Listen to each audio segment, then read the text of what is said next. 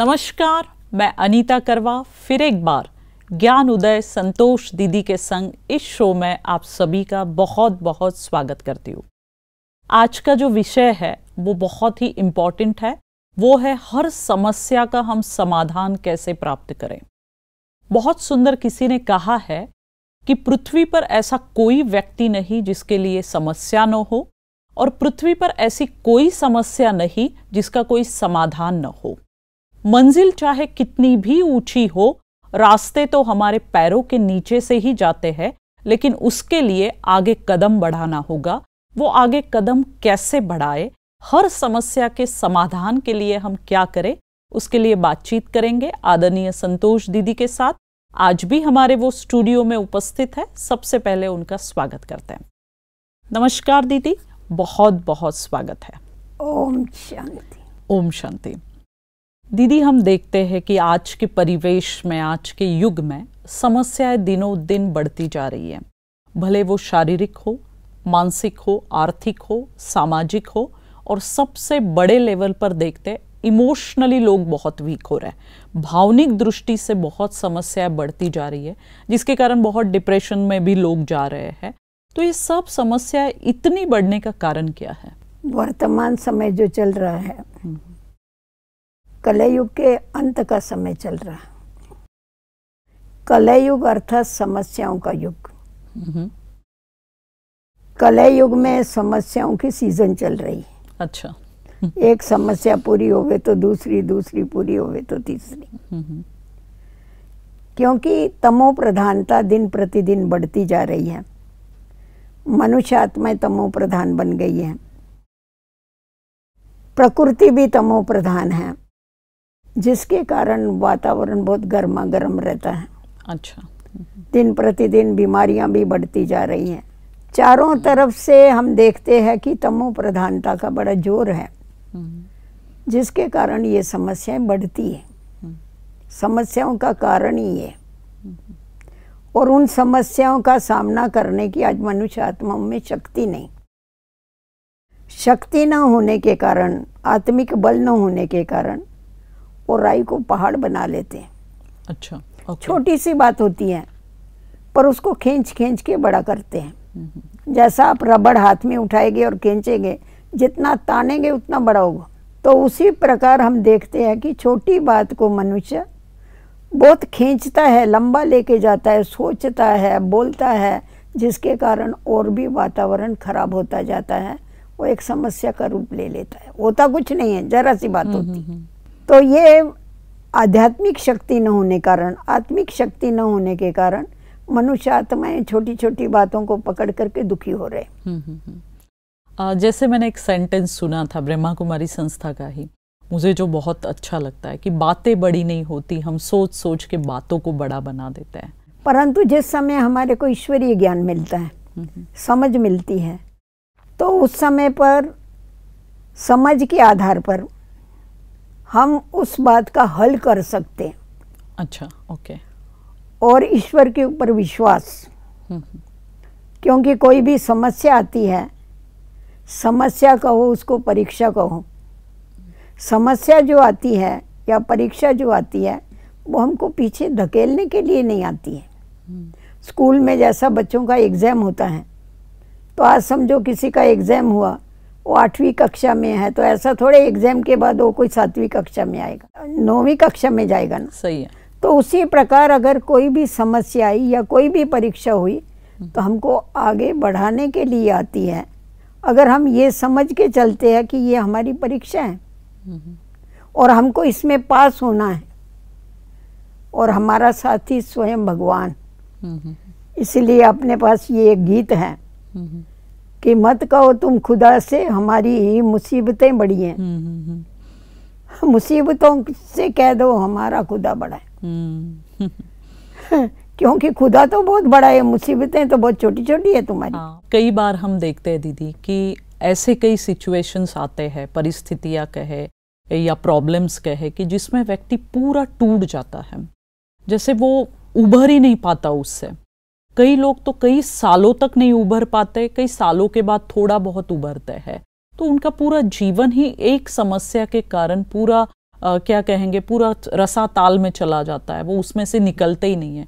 ऐसे लोगों के लिए आपका क्या सुझाव है? वो कोई भी प्रॉब्लम आता है तो उसके सामने खड़ा होके उसको देखते ही रहते हैं, सोचते ही रहते हैं, देखते ही रहते हैं, सोचते ही रहते हैं, कॉन्शियस हो जाते हैं उसकी।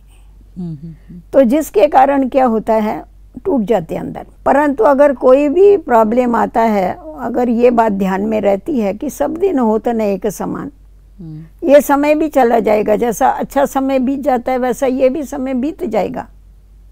हमें थोड़ा धीरज रख कर के फिर देखना चाहिए और सदैव कभी भी अपने को अकेला न समझ के सर्वशक्तिवान जो है उसको साथ रखने की आवश्यकता है। हम क्या करते हैं, कोई भी मुसीबत आएगी तो आज मनुष्य खुद के ऊपर ले लेता है, उसको स्वीकार कर लेता है, समझता है मैं अकेला हूँ। क्योंकि आज मनुष्य तो सब जो भी रिश्ते नाते हैं सब मतलबी है, तो इसीलिए समझता है मैं अकेला हूँ, मेरे को कोई साथ देने वाला नहीं है। परंतु अगर हमारा भगवान के ऊपर भरोसा है तो कितनी भी बड़ी मुसीबत होगी तो मुसीबत हमारे को बड़ी नहीं लगती है, पर अति सहज लगती है। ये जो ईश्वरीय विश्वविद्यालय है, इस ईश्वरीय विश्वविद्यालय की स्थापना हुई क्योंकि ये ज्ञान नया, सब बातें नई, तो बहुत सारे प्रॉब्लम आए। और जब 1950 में यहाँ भारत में आए, यहाँ माउंट आबू में आए, उसके बाद यहाँ बेगरी पाठ चालू हो गया। सबसे बड़ी आज हम देखते हैं प्रॉब्लम तो धन की समस्या की होती है। सही है। आज किसी के घर में 1 या 2 बच्चे भी होते हैं, अगर वो समस्या आएगी तो सुसाइड कर लेते माता पिता, देखा नहीं जाता उनसे। और यहाँ ये जो ईश्वरीय विश्वविद्यालय जिसको हम यज्ञ कहते हैं, रुद्र ज्ञान यज्ञ, इसमें 350 भाई बहने थे। और कभी तो ऐसा होता था जो एक दाना भी नहीं होता था। अच्छा, ये उस समय पहले की उस समय, हाँ उस समय जब इधर आने के बाद यहाँ 1950 के आगे, हाँ एक दाना भी नहीं होता था। पहले तो वहाँ पर जब कराची में थे, हैदराबाद में थे, उस समय तो बाबा ने बच्चों को राजकुमार और राजकुमारियों जैसी परवरिश दिया, क्योंकि ब्रह्मा बाबा ने अपनी सारी संपत्ति इसमें लगा दिया। हाँ।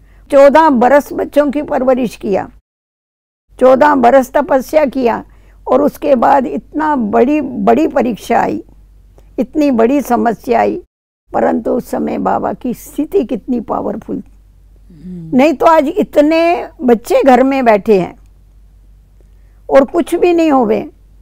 10 बजे आकर सवेरे जब भी क्लास पूरा होता था तो बाबा कहते थे चलो बच्चे चलो, चले गए जंगल में, नाश्ता खाने के लिए चले गए। जाके करवंदे होते थे, तो ये जामुन होते थे, वो सभी लग जाते थे, फटाफट खा, सब खुशी से नाचते गाते, नाश्ता पूरा हो जाता।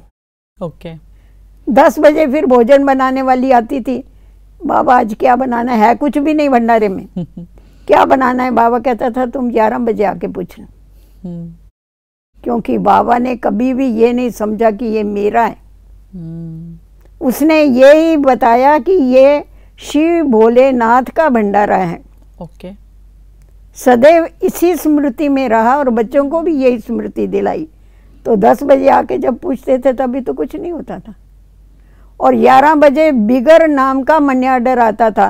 बाबा जो खरीदारी करने वाले थे उन बच्चों को बुलाते थे, बोलते थे जाओ बच्चे बाजार में से आटा और दाल ले आओ, दाल बचड़े वाल, जिसको ज्यादा बचे वो दाल बनाओ, जितना पानी चाहिए उतना डालो, कितना बढ़ जाएगा। सही है। और सब दाल भी आ जाती थी, दाल भी बन जाती थी, रोटी भी बन जाती थी, 12:30 बजे बेल भी बज जाती थी, सबके सब भोजन भी खा लेते थे बाबा सहित मम्मा से। तो इतनी बड़ी परीक्षा को कैसा क्या उसने मुंह दिया बाबा ने, क्योंकि उसको एक बल एक भरोसा था कि ये सब ईश्वर के बच्चे हैं, मैं भी उसका हूँ, ये मेरा नहीं। सही। अगर आज मनुष्य ये जीवन में धारण कर लेवे, वैसा तो कहते हैं जो मिलता है हमको ईश्वर ने दिया है, तो ईश्वर ने दिया है तो ईश्वर का समझ के तो नहीं चलते। तो जब अपने को ट्रस्टी समझ के चलते हैं और सदैव सर्वशक्तिवान को साथ में रखते हैं, तो बड़ी परीक्षा भी क्या हो जाती है, एकदम छोटी हो जाती है। माना अभी जो उदाहरण दिया, सचमुच इस उदाहरण से बहुत कुछ सीखने जैसा है। ब्रह्मा बाबा का जो उदाहरण कि कुछ भी नहीं था, फिर भी एक बल एक भरोसा, परमात्मा में संपूर्ण विश्वास था और उसके कारण उस सिचुएशन से निकल पाए। और आज देखो ना कहाँ की कहाँ पहुंच गई ये संस्था। अगर बाबा ने जो कुछ मुकाबले किए, जो भी परीक्षाएं दी, बाबा की जो अद्भुत जीवन कहानी की किताब है, आज अगर मनुष्य वो पढ़े ना, उसका जीवन परिवर्तन हो जाता। अच्छा, हम तो उनके साथ में रहे, सारा अनुभव किया कि कैसा वंडरफुल जीवन। तो ब्रह्मा बाबा की बायोग्राफी की बुक्स भी बनी हुई हाँ, है। अच्छा। अद्भुत जीवन कहानी के 2 भाग बने हैं, वो बहुत पढ़ने जैसे। तो हमारे दर्शक मित्र भी उसको पढ़ सकते हैं, तो उनको समस्याओं का कैसे समाधान मिलता है उसके लिए एक गाइडलाइन मिल सकती है। बहुत बड़ी गाइडलाइन मिलती है। जनरली देखा जाता है कि जब भी कोई समस्या आती है, समझो घरों में है, ऑफिस में है, बिजनेस में है, लोग कहते ये व्यक्ति के कारण समस्या आई, इस व्यक्ति ने ऐसा किया इसलिए समस्या आई। ऑलवेज ब्लेम टू अदर्स, हमेशा दूसरों को दोष देते हैं, खुद पे नहीं लेते। तो इसके लिए आप क्या कहें? बहन जी, उसको तो छोड़ो, बीमार भी हो गए ना। हाँ। कहेंगे मेरे को ब्लड प्रेशर था थोड़ी, इसने ऐसा किया इसीलिए मुझे ब्लड प्रेशर। इसने मेरा बीपी बढ़ाया। हाँ, इसने मेरा बीपी बढ़ाया। हाँ। इसने, इसके कारण मेरे को शुगर हुई, मेरे को शुगर थी नहीं। इसका टेंशन ले लेके शुगर हो गई। हाँ, क्योंकि लोगों को क्या है, कर्म फिलॉसफी ध्यान में नहीं है कि ये सृष्टि जो है ये कर्म क्षेत्र है। अच्छा। इसमें हम जैसा बीज लगाते हैं वैसा उसका पेड़ निकलता है। तो इसीलिए जब हम जैसे कर्म किए वो तो हमको भोगने पड़ेगा, दूसरों के कारण हमारे को कुछ नहीं होता है।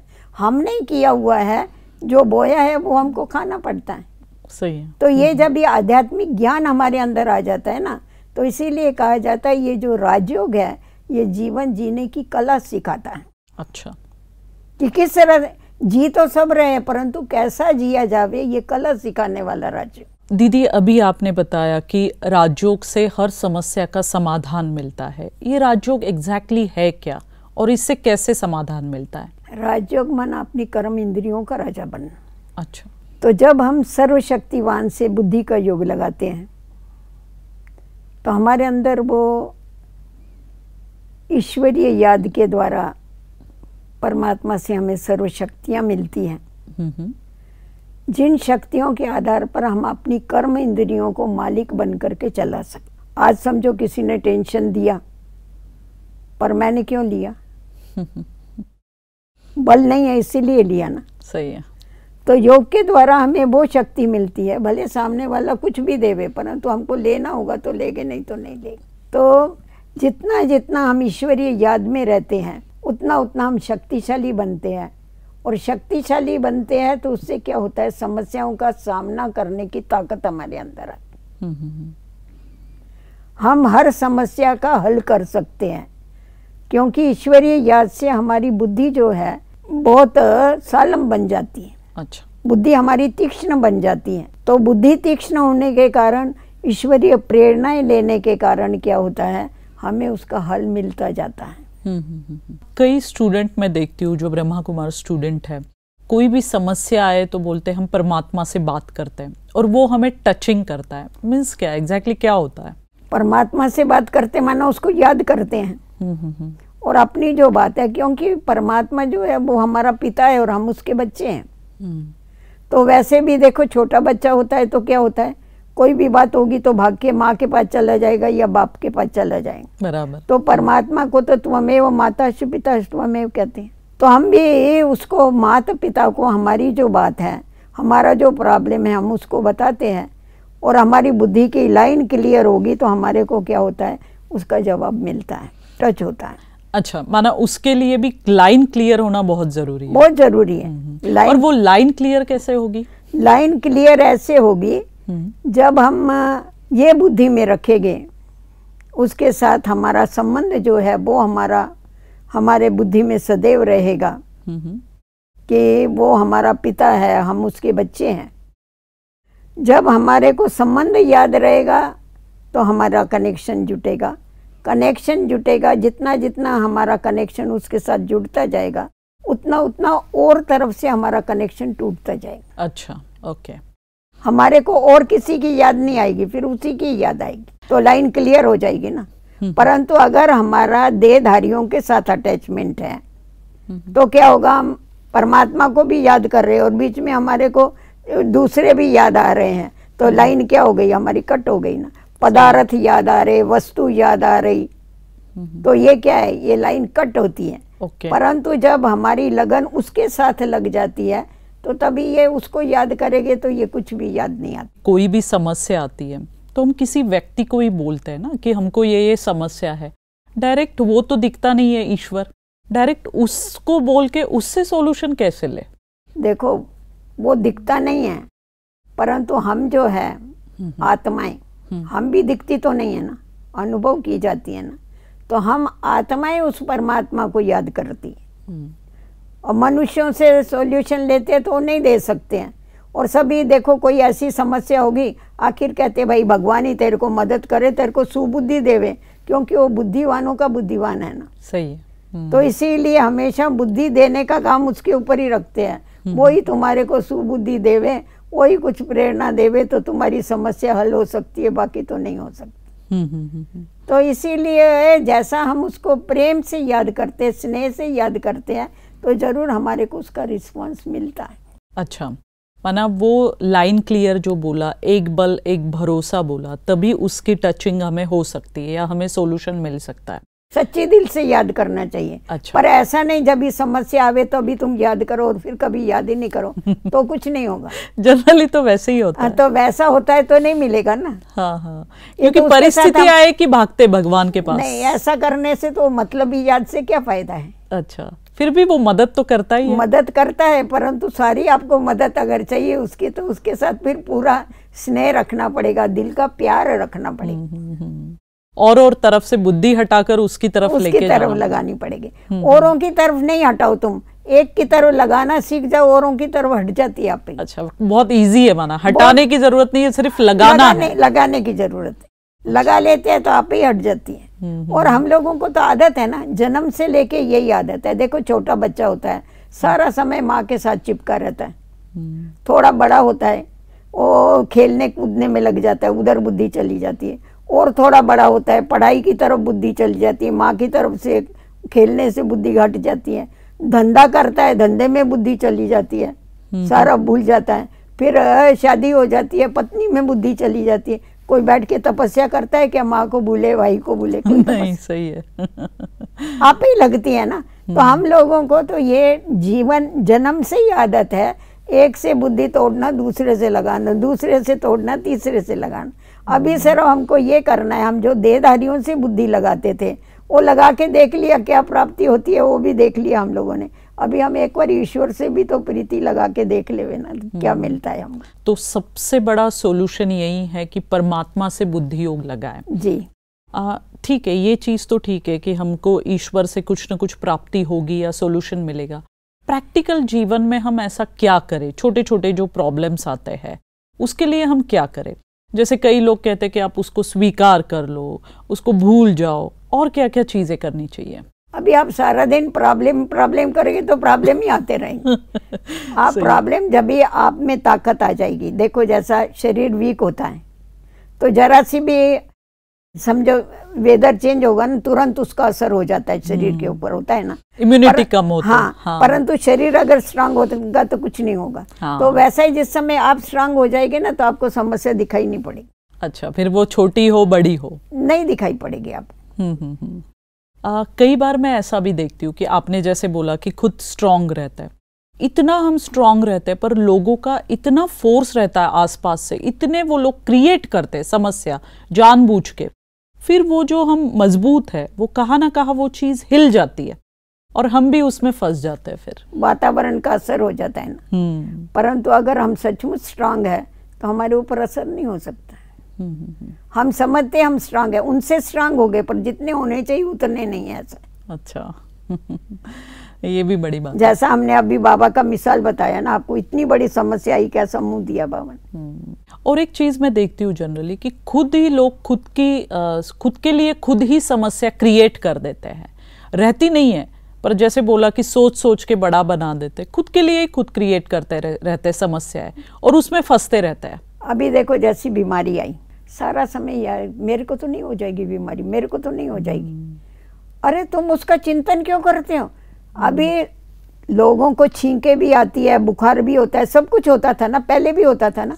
अभी किसी को 4 छींके आ जाएगी, ज्यादा सा खांसी करेगा, अरे देखो इसको ये कोरोना तो नहीं हो गया, डर जाते। डर जाते। क्यों डर रहे तुम ये क्यों सोच रहे कि हमारे को हो तो नहीं रहा?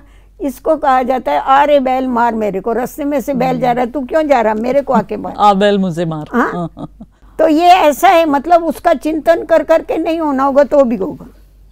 परंतु अगर हम स्ट्रांग है, हमारे को क्यों होगा, हमारे को हो ही नहीं सकता है। आप अपने मनोबल को मजबूत करो। तो वैसे हर एक समस्या का यही बात है, जरा सी बात होगी, अरे ऐसा तो नहीं हो जाएगा। अभी समझो बच्चा है, स्कूल में गया, देरी से आया, उसका एक्सीडेंट तो नहीं हो जाएगा। निगेटिव सोचने का, नहीं होने वाला होगा तो भी होगा। तुम निगेटिव नहीं सोचो, तुम पॉजिटिव सोचना चालू कर डालो। माना अगर कोई भी समस्या आती है तो सबसे इम्पोर्टेंट जो अभी आपने बताया कि थिंकिंग हमारी बहुत पॉजिटिव होनी चाहिए, तो उससे निकल पाएंगे? जरूर निकल जाएंगे। अच्छा, तो पॉजिटिविटी बहुत इम्पॉर्टेंट है। साथ साथ आपने जैसे बताया कि परमात्मा चिंतन या परमात्मा से संबंध जोड़ने से वो हम समस्या से निकल पाएंगे, तो वो कैसे जोड़ा जाता है, उसका थोड़ा अनुभव हमें कराए तो बहुत अच्छा रहेगा। देखो, परमात्मा से हमारे को जब बुद्धि का योग लगाना है तो हमें खुद को भी इस शरीर रूपी वस्त्र से न्यारा होके बैठना पड़ेगा कि ये शरीर एक मेरा वस्त्र है और मैं इसको चलाने वाली चेतन सत्ता हूँ। मैं सर्वशक्तिवान की संतान, मैं आत्मा भी बिंदु और मेरा पिता भी बिंदु। तो ये स्मृति रख करके जब हम उसको याद करते बैठ करके, तो हमारे को उसके द्वारा शक्तियाँ मिलती हैं। तो वो एक छोटा सा मेडिटेशन का प्रयोग हमारे दर्शक मित्रों को भी आप अभी कराए तो बहुत अच्छा रहेगा। ओम शांति। इस शरीर से भिन्न, इस शरीर को चलाने वाली मैं चैतन्य सत्ता आत्मा, मैं आत्मा भ्रुकुटी के बीच में निवास करने वाली हूँ। मैं आत्मा ही मुख से बोलती हूँ, मैं आत्मा नेत्रों के द्वारा देखती हूँ, शरीर रूपी कर्म इंद्रियों के द्वारा मैं आत्मा सर्व कर्म करती हूँ। मुझ आत्मा का पिता निराकार बिंदु रूप सदा कल्याणकारी परमात्मा शिव है। मेरा पिता सर्वशक्तिवान है,